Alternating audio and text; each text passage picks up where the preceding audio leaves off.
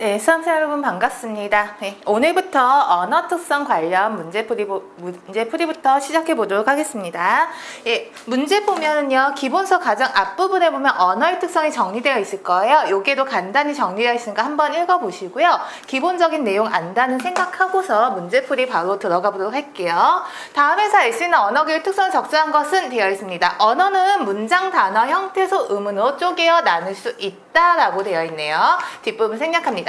예, 여기 볼게요. 언어는 외부 세계를 반영할 때 있는 그대로 반영하지 않고 연속적으로 이루어져 있는 세계를 불연속적인 것으로 끊어서 표현한다 라고 되어 있습니다. 쪼개어 나눈다, 끊어서 표현한다. 예, 언어의 분절성에 대해서 설명하는 거죠. 그리고 무지개 같은 경우는 언어의 분절성으로 대표 예문으로 들어져 있는 거죠. 우리가 흔히 무지개를 빨주노초 파남보라고 하지만 빨간색과 주황색 사이에 명확한 경계가 있는 것은 아니에요. 빨간색부터 점차 노란색으로 점차 변형돼 가고 있는 것을 우리가 임의적으로 빨간색, 주황색, 노란색 끊어서 표현하는 거죠. 이런 것을 언어의 분절성이라고 합니다. 네, 다음 문제 넘어가 볼게요. 181번입니다. 한국어의 특성을 맞지 않는 것은 이라고 되어 있습니다. 한국어는 첨가어이므로 접사나 어미가 발달되어 있다. 예, 한국어는 첨가어가 맞죠. 다른 말로 교차어라고도 하고요. 첨가어, 교차어가 말하는 것은 무엇이냐? 흔히 붙는다라고 표현하죠. 우리나라 말 같은 경우는 체언에 조사가 붙는다든지 어간에 어미가 붙는다든지 하는 식으로 말을 형성하고 있습니다. 그리고 접사 역시요. 다른 단어에 붙어서 쓰이는 애잖아요. 즉 단어에 단어가 붙는, 말에 말이 붙는 예, 첨가어이므로 접사어미 많이 발달되어 있습니다. 그리고 2번이요. 한국에서는 주어가 있다라는 문장 구성이 가능하다. 나는 무엇이 어쩌고저쩌고 이런 식으로 주어 있다 나타나는 표현 가능합니다. 3번이요. 한국어에서 관용어는 항상 체언 앞에 온다 라고 되어 있습니다. 관용어 어떤 건지 기억나시나요? 체언을 꾸며주는 단어가 바로 관용어가 되는 것이고요. 관용어처럼 수식해주는 애를 우리가 수식어라고 하죠. 그리고 수식을 받는 애, 당하는 애를 우리가 피수식어라고 합니다. 그리고 한국어는, 국어는 수식어가 항상 피수식어 앞에 오는 형상이 있습니다. 4번 볼게요. 관용어의 관형사는 형용사처럼 활용한다 라고 되어 있는데요. 예, 품사 개념입니다. 관형사는 품사 개념이고요. 관형어는 문장 성분 개념인 거죠. 품사 배울 때 우리 설명했어요. 활용을 하는 것은 형용사, 동사밖에 없습니다. 그리고 예외적으로 가끔 서술격 조사 이다가 활용하는 경우가 있는데요. 관형사라든지 명사 이런 애들은 전혀 활용하지 않습니다. 예, 한국어에서는 동사와 형용사, 서술격 조사 이다만 활용한다. 관형사는 활용하지 않는다. 그래서 181번의 답은 4번. 이 됩니다. 다음 문제 넘어가 보도록 할게요. 네, 182번 문제풀이 들어가 보도록 할게요. 여기에서 보면 언어의 성격이 가장 약하게 반영된 것은 되어 있고요. 읽어보시면 알겠지만 말소리와 뜻 사이의 관계는 필연적인 것이 아니고 자의적이다 라고 되어 있습니다. 앞에서 자의성, 언어의 자의성 정리했고요. 자의성이란 말은 다른 말로 임의성이라고 합니다. 즉, 이 사물을 우리가 편의로 이런 용어로 부르기는 하지만 이 사물과 이 언어 사이엔 필연적인 관계가 없다는 거죠. 그래서 자의성, 임의성을 입증하는 근거로 여러 가지가 있는데요. 첫 번째는 동음이의어가 존재한다든지 하나의 사물에 여러 개의 언어가 존재한다든지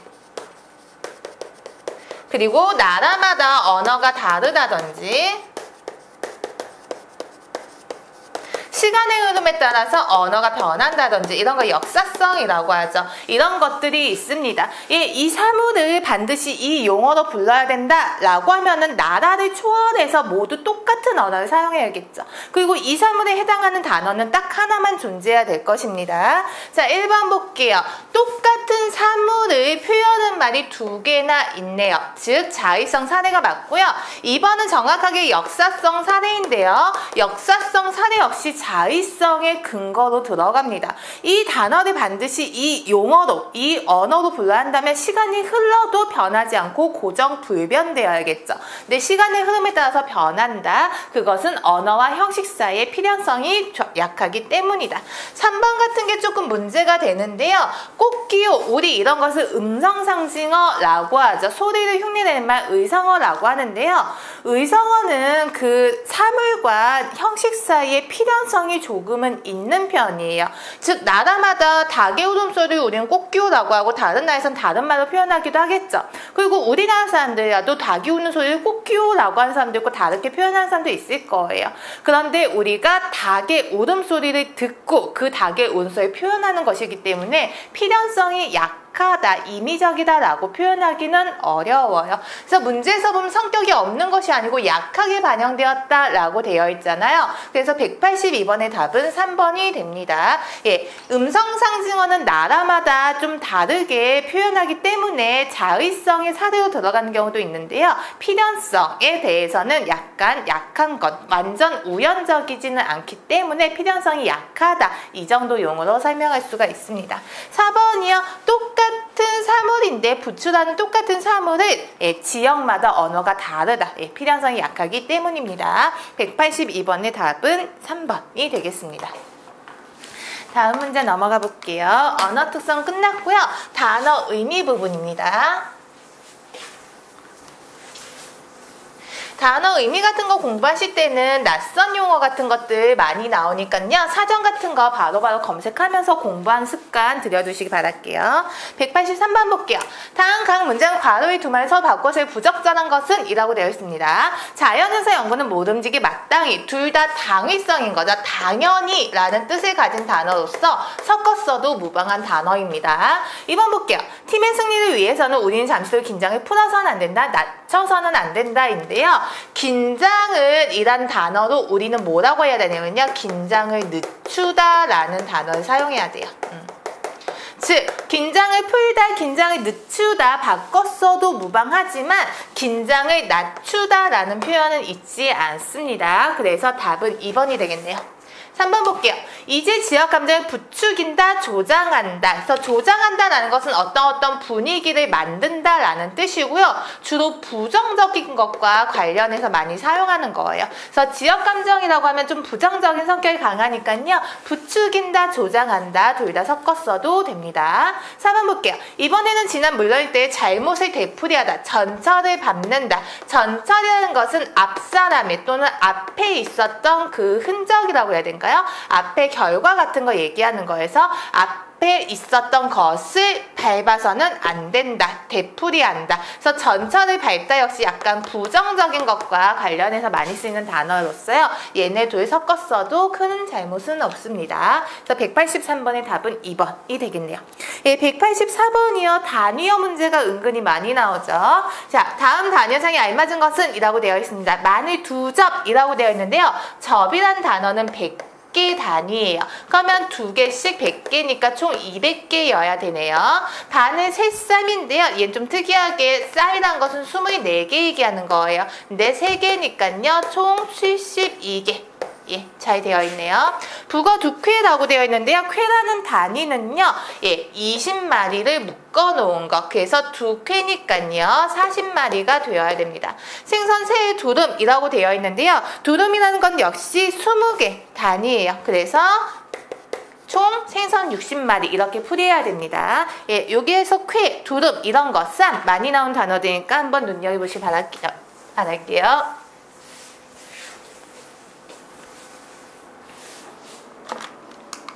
예, 185번 역시 단위어 문제이고요. 여기는 숫자를 묻는 게 아니고요. 단위 사용이 잘 되었는지 묻는 문제네요.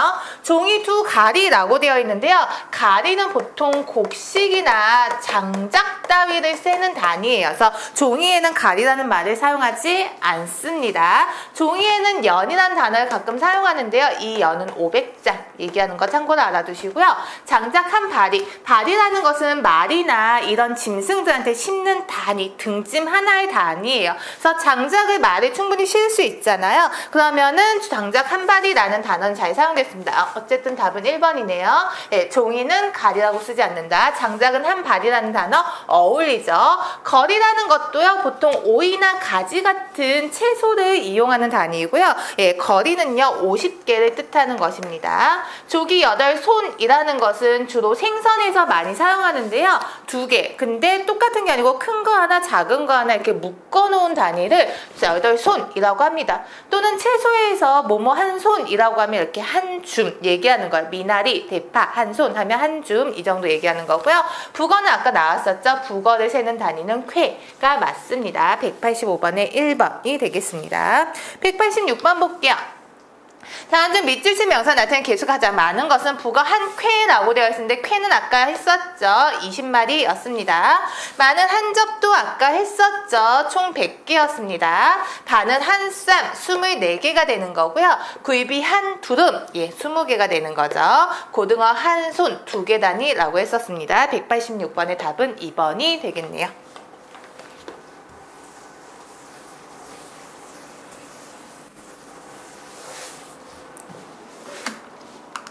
다음 187번 여전히 단위어 문제입니다. 물품의 총 개수는 이라고 되어 있고요. 두름은 20개라고 했었습니다. 두름, 북어 3쾌, 쾌 역시 20개라고 했었습니다. 3쾌, 마늘 2접이라고 했는데요. 2접은 한 접은 100개라고 했었죠. 2 곱하기 100. 그러면 어떻게 되나요? 40, 60, 100, 300이 되겠네요. 187번에 3번입니다. 188번 이제부터 어휘 문제입니다. 이 글을 한번 쭉 읽어보시면요. 우리나라 상은 제상을 제외하고는 상 둘레에 이렇게 상 둘레에 뭔가 도도독하니 올라와 있다. 도톰하게 올라와 있다. 그것은 수저나 그릇이 떨어지지 않게 하기 위함이다. 이런 내용의 글입니다. 자, 숟가락 총이라는 것은 우리가 숟가락을 질 때 그 손 자루, 숟가락 자루 부분을 얘기하는 것입니다. 그리고 두 번째, 운두라는 것은요. 우리의 상에 운두가 둘러져 있다. 즉, 상 같은 거, 상이나 어떤 그릇 같은 거의 둘레를 운두라고 합니다. 그리고요. 둘레가 도도독하게 내돌리지 않고 막 끊긴 식탁은, 막 끊긴 식탁은요. 주변이 올라있지 않은 거죠. 근데 우리 식탁은 둘레가 도도독하게 올라와 있다. 도도독하다는 것은 도톰하다, 볼록하다 이런 뜻으로 잘 사용됐고요. 내돌리지 않고 라는 것은요. 내두르다. 의 피동형이 되는 거죠. 여기에는 두르다의 피동형이 사용되어야 됩니다. 내두르다라는 것은 마구잡이로 휘젓다, 조종하다 이런 뜻이에요. 근데 여기에선 상 둘레를 두르다라는 뜻이잖아요. 그러면 두르다의 피동형 둘리다를 이용해서 도도독하게 둘리지 않고 막 끊긴 식탁은 이렇게 사용하셔야 됩니다. 그래서 두르다와 내두르다의 차이를 구분하는 거 역시 두르다의 또 피동 형태라는 거 찾아내는 거 이렇게 문제 푸셔야 됩니다. 188번의 답은 4번이 되겠네요. 다음 문제 넘어가 볼게요.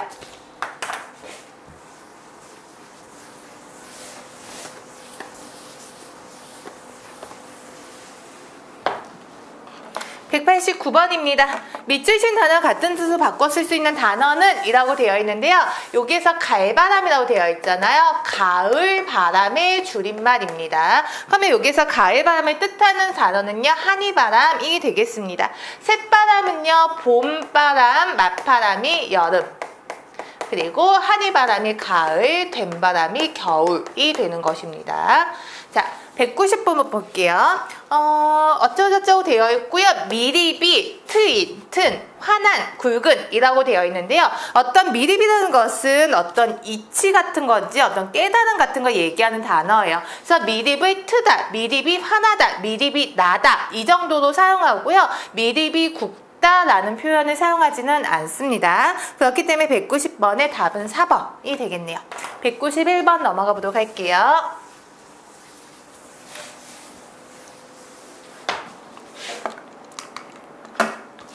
예, 관용 표현이고요.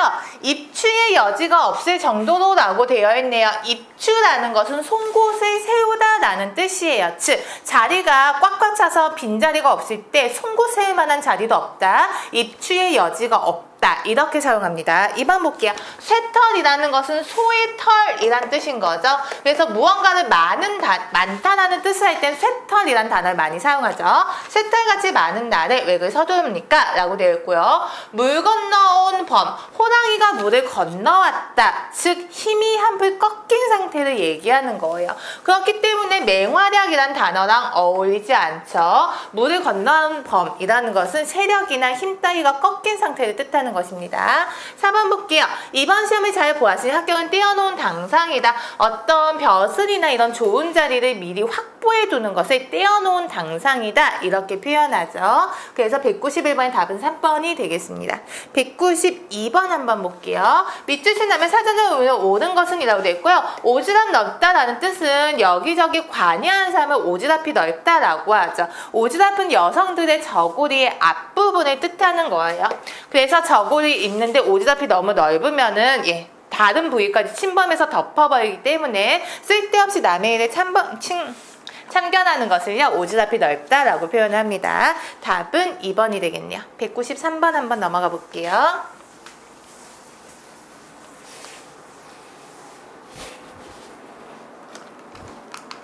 단어의 어원에 대한 설명 다음 중 옳지 않은 것은 이라고 되어 있고요. 답을 바로 풀이하면 답은 3번이 됩니다. 가시버시가 부부 사이를 뜻하는 말은 맞는데요. 가시가 아내를 뜻하는 거고요. 버시가 남편을 뜻하는 거예요. 그렇기 때문에 여기에서 잘못 나왔다는 거 보이시면 되고요. 나머지는 다 맞는 말이니까요. 한번 확인해 보시고 읽어보시기 바랍니다.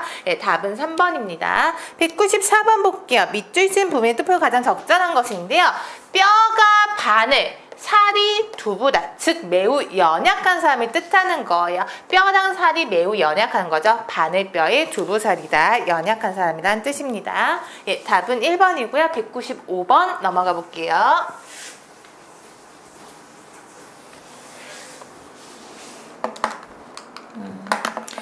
조사의 사용을 묻는 거네요. 밑줄 친 기억의 의로와 쓰임이 가장 가까운 것은 이라고 되어 있는데요.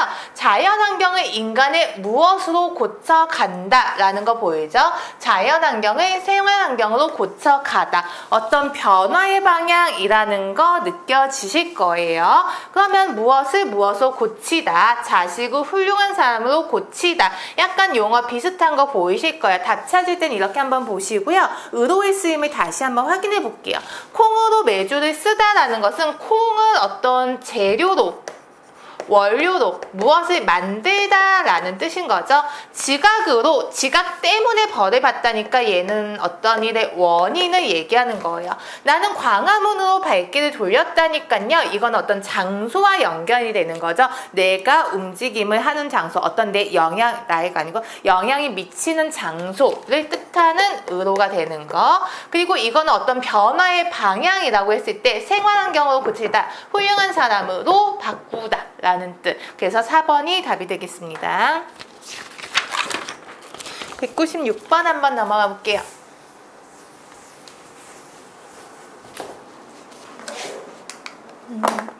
아래의 뜻풀이를 참고하여 예문의 괄호 안에 넣을 가장 알맞은 단어는 이라고 되어 있는데요.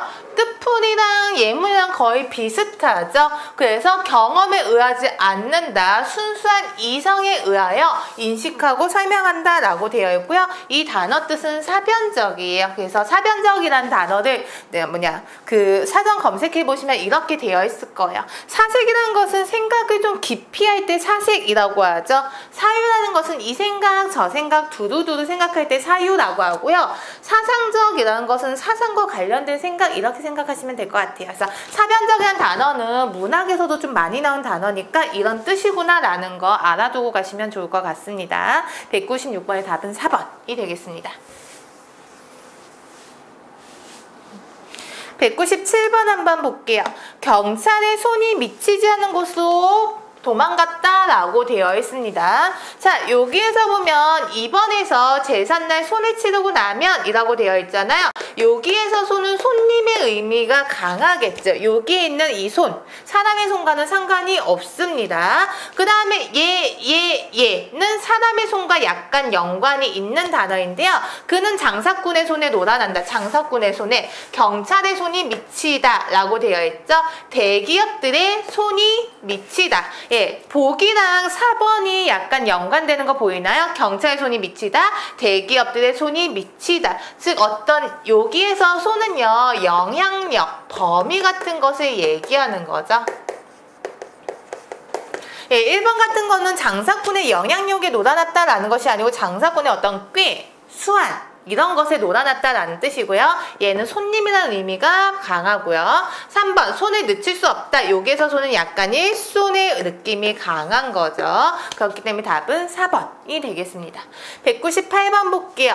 밑줄 친 단어와 문맥주가 가장 가까운 것은 일단 낙관적으로 보고 있다. 낙관적으로 전망한다 라고 해야겠죠. 예, 미래를 내다보는 것, 전망하는 것. 예언이라는 것은 약간 확신을 갖고 하는 것이기 때문에 예언이란 말보다는 뭐뭐일 것이다, 예측하는 정도, 전망하다 라는 단어가 어울릴 것입니다. 198번의 답은 4번이 되겠습니다.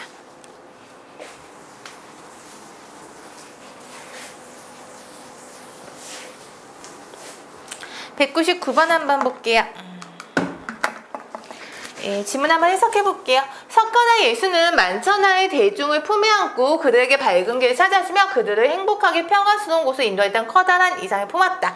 그러기에 길지 않은 삶이 살면서도 그들의 그림자는 천고에 사라지지 않는 것이다. 석가 예수에 대해서 예찬하고 있는 거 보이죠? 석가 예수가 정말 참다운 인생을 살았다. 그래서 그들의 무엇이 업적이 없어지지 않는다. 예, 업적이라는 단어가 잘 어울리는 거 보일 것입니다. 형상이라는 것은 약간 겉모습과 관련된 단어인 거죠. 상념이라는 것은 그들의 생각인데요. 약간 훌륭한 발자취라는 업적이라는 단어가 더 어울리는 거 보일 거예요. 후예는 약간 자손들을 우리가 후예라고 하죠. 200번 볼게요. 예, 200번의 답은 바로 2번이고요. 실금하다라는 것은 싫은 생각이 있다라는 라는 뜻입니다. 싫은 생각이 있다. 나머지는 다 맞는 말이니까요. 역시 참고해서 한번 읽어보세요. 예, 특히 열없다 같은 거는 문학에서도 자주 나오는 표현입니다. 200번의 답은 2번이 되겠습니다.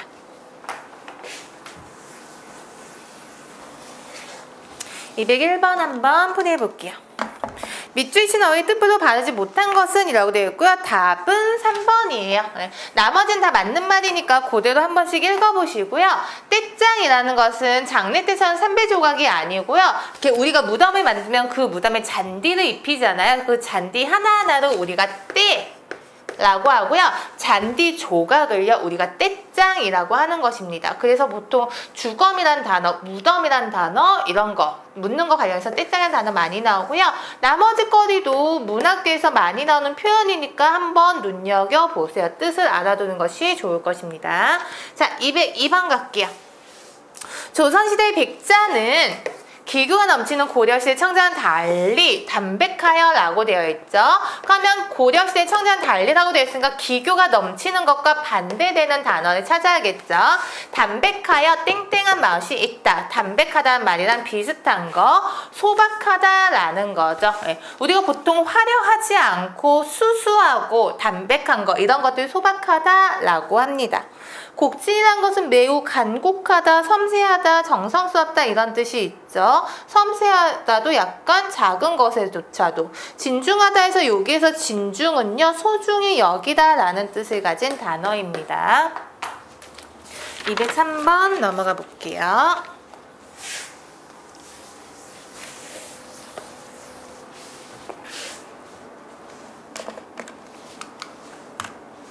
예, 밑줄 친 말이 문장의 의미에 어울리지 않는 것은 이라고 되어 있는데요.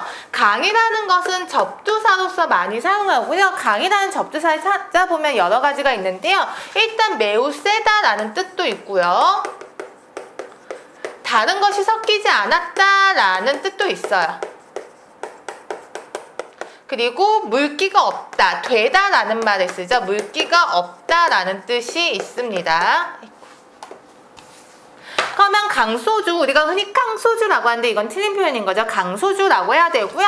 다른 것이 섞이지 않았다, 즉 안주 없이 마시는 술을 강소주라는 거 맞죠? 강된장이라는 것은 물기가 없게 끓인 된장을 강된장이라고 합니다. 잘 사용했고요. 우리가 강밥이라고 했을 때는 어떤 다른 반찬 없이 먹는 맨밥 같은 걸 얘기하는 거예요. 근데 뒤에 보면요, 반찬을 많이 먹었다라는 표현이 있기 때문에 여기는 강밥이라는 단어를 사용하면 안 됩니다. 203번의 답은 3번이 되겠네요. 양념한 굴보다 강굴이 맛있다 라고 되는데 강이랑 간 것이 섞이지 않았다, 양념 따위와 섞이지 않았다, 양념한 굴보다 강굴, 예, 맞게 들어갔죠. 양념하지 않은 굴. 자, 204번 볼게요. 유의어의 종류가 다음과 같은 것은 이라고 되어 있습니다. 옥수수, 강냉이 둘 다 복수 표준어인 거 공부하셨을 거예요. 근데 여기에서 보면 1, 2, 3, 4번은 모두 다 유의어의 관계인데요. 유의어 중에서도 좀 바뀌죠. 친구는 한자어이고요. 벗은 고유어가 됩니다. 보족의 보름을 둘 다 복수 표준어고요. 둘 다 고유어가 되는 거죠. 3번 같은 거는 매니저가 외래어가 되는 거고 관리인이 한자어가 되는 거죠. 소금이라는 것이 고유어가 되는 거, 염화나트륨은 전문어가 되는 거죠. 그래서 다 유의어이긴 하지만요. 204번의 얘랑 가장 비슷한 거는 보족의 보루물이 되겠습니다. 그래서 204번의 답은 2번입니다.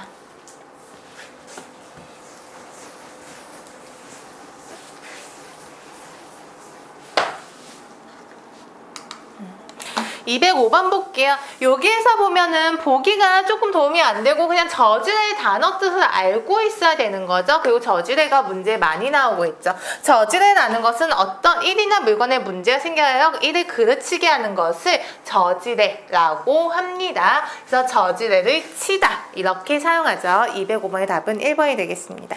예, 206번 한번 넘어가 볼게요.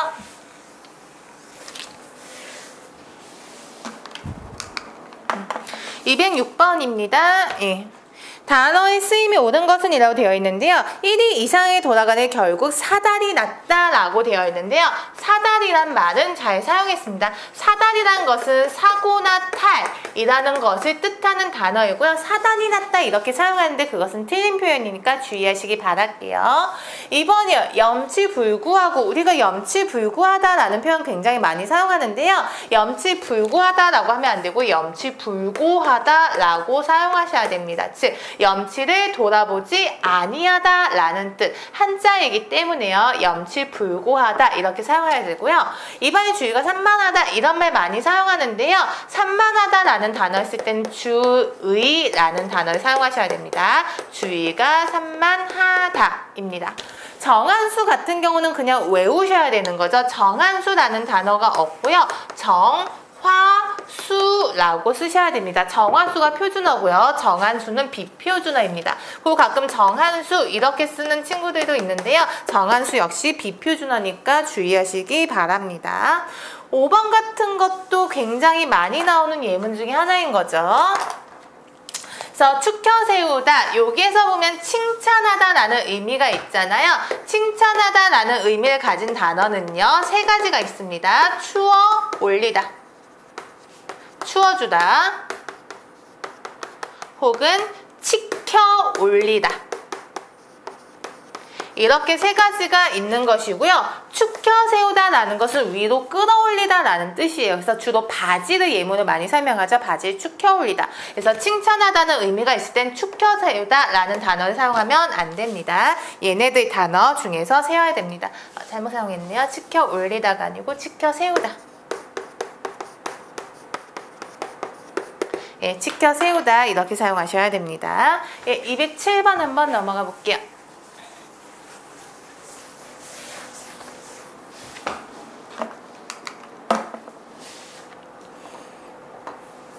예, 국어사전에 수록된 막의 풀이다, 밑줄 칩음이 예시어이고요.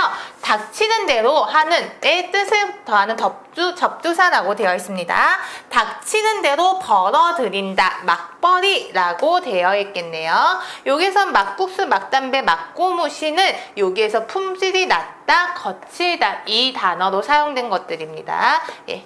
이렇게 해서 207번의 답은 1번이고요. 206번 한번 넘어가 보도록 할게요.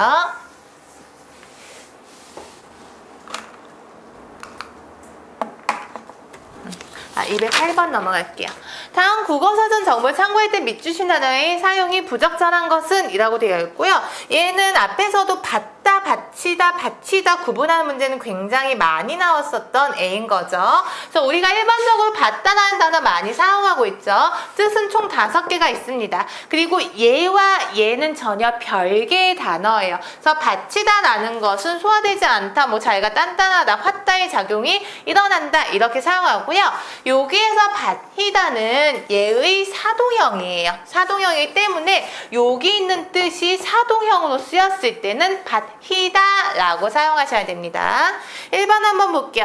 그는 서름을 받쳐 울음을 터뜨렸다 라고 되어 있는데 서름이라는 감정, 심리적 작용인 거 보이시나요? 그럼 여기 받치다에 있는 두 번째 예문이네요. 화다의 심리적 작용이 강하게 일어나다 이니까요. 여기에 받쳐는 잘 사용됐다고 볼 수 있습니다. 2번 볼게요. 맨바닥에 잠이 자는 등이 받쳐서 라고 되어 있습니다. 누운 자리가 바다에 단단하게 배기다 이 뜻이니까 받쳐 잘 사용했네요. 3번 아침에 먹은 것이 자꾸 받쳐서 아무래도 점심은 굶어야겠다, 소화되지 않는다 라는 의미인 거네요. 그럼 여기서 받쳐도 잘 사용을 했고요. 4번 봤더니 고추가 워낙 값이 없어서 백근 시장상에 받쳐도 벼먹는 거 어렵다 라고 되어 있습니다. 그러면 얘가 받치다 라는 것이 많은 양의 물품을 사다 라는 뜻인 거 보이나요? 고추값이 워낙 값이 없어서 백근을 많은 양인 거죠. 상인에게 받다라는 뜻입니다. 근데 받게 하다라는 뜻의 사동형이 되는 거죠. 내가 받은 것이 아니고 받게 하는 거. 그래서 사동형이기 때문에 받, 혀, 도 이렇게 사용하셔야 됩니다. 그래서 얘는 사전에도 나와 있는 예문이니까요. 한번 눈여겨보시기 바랍니다. 그리고 받다, 받치다, 받히다는요. 이렇게 예문이 없더라도 구분할 수 있어야 되셔요.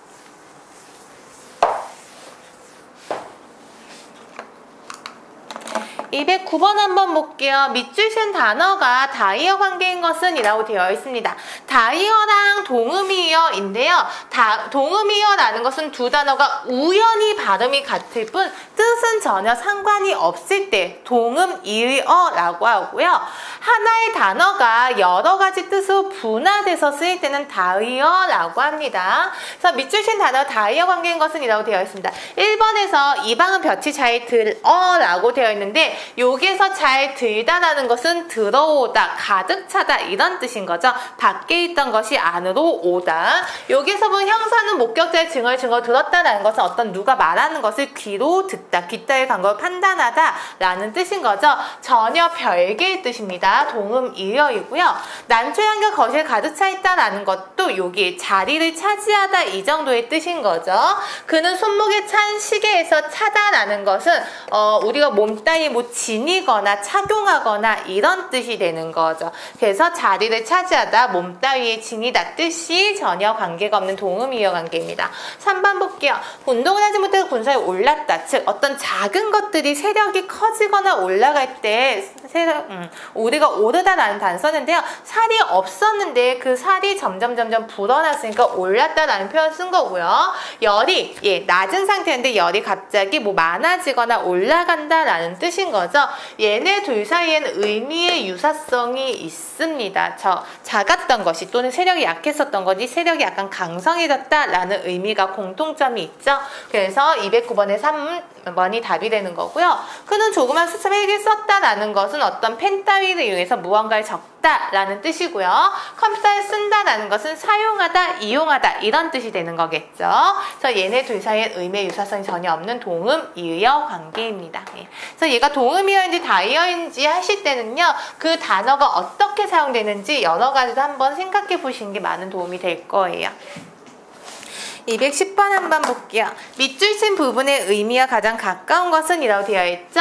배어있다. 무엇이 배어있다? 정서가 배어있다. 그러면 여기에서 정서가 배어있다 라는 거랑 비슷하게 사용된 것, 애정이 배어있다. 정서한 단어와 애정의 단어 약간 비슷한 거 보이시죠? 210번의 답은 4번이 됩니다. 그러면 얘는 우리가 뭐라고 표현해? 어떤 심리작용 따위가 스며들어 있다 이렇게 표현하면 되겠죠. 210번의 1번, 여기 입에 배어있다라는 것은 너무 익숙해져 있다든지 이런 뜻으로 사용되는 거죠. 여기 입에 배다. 2번, 그는 속이 너무 배어있다라는 것은 약간 안목이 좁을 때, 부정적인 뜻인 건 보이죠? 안목이 좁을 때 속이 배다라고 표현하고요. 3번은 간단하면 항상 전례가 배어있다 해서 어떤 냄새 따위가 스며들어 있다라는 뜻이 되겠습니다. 그래서 정서랑 가장 비슷한 애정이 답이 되는 거, 감정 따위가 스며들어 있다입니다. 211번 한번 보겠습니다. 밑줄 친 단어의 쓰임이 적절하지 않은 것은 이라고 되어 있고요. 동아리 활성화를 위한 프로그램 개발이 필요하다 잘 사용되어 있습니다. 얘는 이것과 이거를 구분할 수 있어야겠죠. 개발은 없었던 것을 만들어냈을 때 이 개발을 사용하고요. 잠재되어 있던 것을 활성화시킬 때 이 개발을 사용하는 거죠. 그래서 없었던 걸 만들어내는 거, 프로그램이라는 것은 없었던 것을 만들어내니까 이거. 근데 우리가 이 개발은 주로 뭐 창의성을 개발하자, 잠재성을 개발하다 이런 식으로 잠재되어 있는 것을 뭐라고 했나? 활성화시킬 때 사용하는 단어입니다. 2번이요. 사람들 호응을 방송에 답지하고 있다. 답지하고 있다 역시 사전 검색해서 의미 확인해보고 가시는 게 좋을 것 같습니다. 한 곳으로 몰려든다라는 거예요. 후원금이 방송국으로 몰려들고 있다입니다. 3번 볼게요. 부상하다라는 것은요. 아래에 있던 것이 위로 떠오르는 것을 부상하다라고 합니다. 그러면 바다 위 떠오르는 거 맞지 않나요? 라고 하는데요. 뱅선이 바다 위로 라고 하면 부상하다가 맞아요. 아래에 있던 것이 위로니까. 근데 여기서 그냥 바다 위를 떠다니다 이 정도의 의미잖아요. 이럴 때는 부상하다를 쓰는 것이 아니고요. 부유하다 라는 단어. 여기저기 마구 떠돌아다니다 라는 뜻을 가진 부유하다 라는 단어를 사용하셔야 됩니다. 4번 볼게요. 세입자에게 밀린 짓을 너무 자주 체근하지 말아라. 체근하다 역시 여러 가지 뜻이 있는데요. 뭐 뿌리를 캐다라는 단어도 있고요. 추궁하다, 집요하게 추궁하다라는 단어도 있고요. 독촉하다라는 단어도 있습니다. 근데 여기선 독촉하다라는 뜻으로 사용된 것 같죠. 211번의 답은 3번이 되겠네요. 212번 한번 넘어가 보도록 할게요.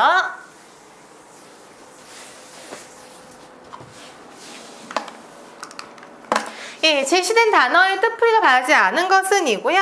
답 보시면 알겠지만 답은 2번입니다. 윤똑똑이라는 것은요. 자기 혼자 잘난 척하는 사람을 약간 짜증나서 무시하는, 낮잡아 이르는 말입니다. 윤똑똑이. 나머지는 다 맞는 말이니까 한번 읽어보시고요. 궁도련님이랑 책상물님은 약간 비슷한 뜻이죠. 궁도련님, 궁안에서 책만 읽은 사람. 책상물님 역시 책만 읽은 사람. 그래서 세상에 잘 모르고 공부만 하는 사람들을, 곱게 자는 사람들 얘기하는 것입니다. 212번의 답은 2번이 되겠습니다. 213번 한번 넘어가 볼게요. 밑줄 친 어휘의 뜻풀이를 바라지 않은 것은 이라고 되어 있습니다. 여기에서 답은 3번이 되겠네요. 곰바지런하다 라고 되어 있고요. 태도나 성질이 몹시 부드럽고 친절하다 라는 뜻으로 우리는 곰살궂다 라는 단어를 써요. 곰살궂다이고요. 곰바지런하다 라는 것은 일을 좀 빨리 하진 못하고 좀 약간 더디게 하지만 꼼꼼하고 바지런할 때 곰바지런하다 라는 단어를 사용합니다. 나머지는 다 많이 나오는 말이니까요. 한번 읽어보시고요. 의미 파악해 보시기 바랍니다. 214번 넘어가 볼게요. 214번 보겠습니다. 그것은 아무도 예측하지 못한 파천왕의 사태였다. 천왕이라는 것은 뭔가 홀도된 상태, 아무것도 없는 상태 이런 걸 얘기하는데요.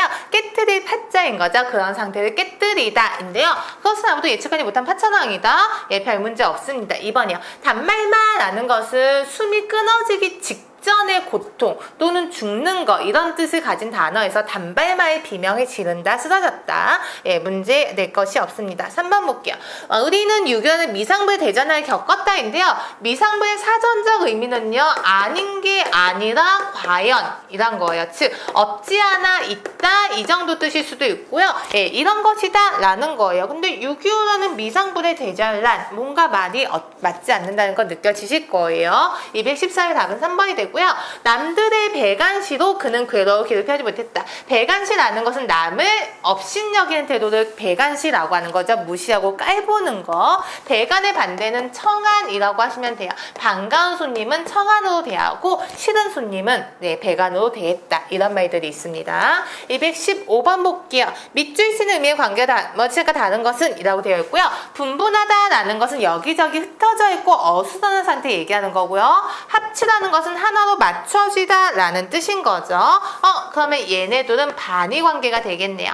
아무리 논리적 사고를 하더라도 거기에는 비판이 따르기 마련이다. 얘네는 별다른 관계는 좀 안 보이는 것 같아요. 논리는 아시죠? 논리적이다. 비판하다는 것은 비판하고 평가하다 라는 뜻인 거죠.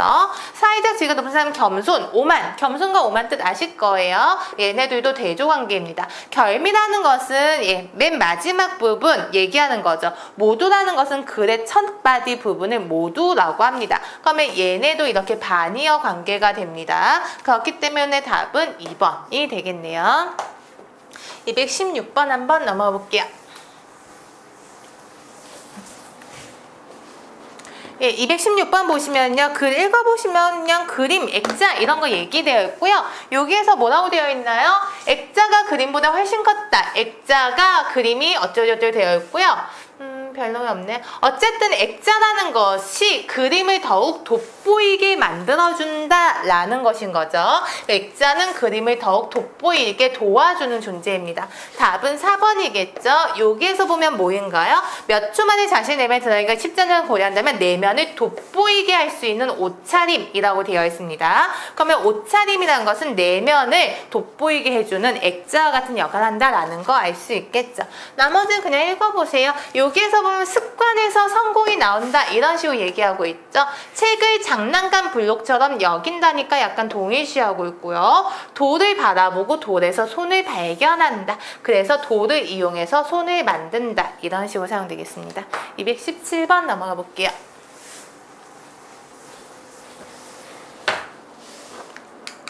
예, 고유어 두억신이의 의미로 받은 것은 이렇고요. 두억신이는 모질고 사나운 귀신의 한 가지예요. 그래서 긍정의 뜻으로 사용되진 않겠죠. 그래서 두억신이 단어 알아보시고요. 두엄을 장만하여 쌓아두는 자리는 우리가 두엄자리라고 합니다. 그리고 논이나 밭을 두 번째로 가는 것을 그냥 두발가리라고 하고요. 예, 여기에서 보면요. 지피나 뎁스로 바구니 빗을 엮어 만든 그릇은 우리가 그냥 둥우리라고 합니다. 둥우리. 눈이 둘 달린 것은 그냥 두눈박이라고 하고요. 예, 218번 나이 묻는 문제도 조금 자주 나오죠. 70세를 가리키는 말은 종심이 되는 거죠. 종심, 내 마음이 가는 대로 하여도 크게 문제되는 것이 없다라는 거. 종심, 70세를 가리키는 다른 말로는 고희라고 있죠. 옛날부터 좀 드문 나이다. 70살까지 사는 것이 옛날 좀 드물었으니까요. 예, 그래서 답은 2번이 되는 거고요. 이수는 귀가 순해지는 나이다. 60세 얘기하는 거. 지천명은 하늘의 명령, 하늘의 뜻을 알게 되는 나이다. 50살. 부록이라는 것은 미혹되지 않는 나이. 40살. 이립이라는 것은 홀로 설 수 있는 홀로 설 수 있는 나이. 30살 얘기하는 것입니다. 예, 그래서 나이 같은 것도 외워두셔야 되고요. 218번에 2번. 예, 이렇게 해서 단어 의미 관련한 문제풀이 마무리하도록 하겠습니다. 예, 고생하셨습니다.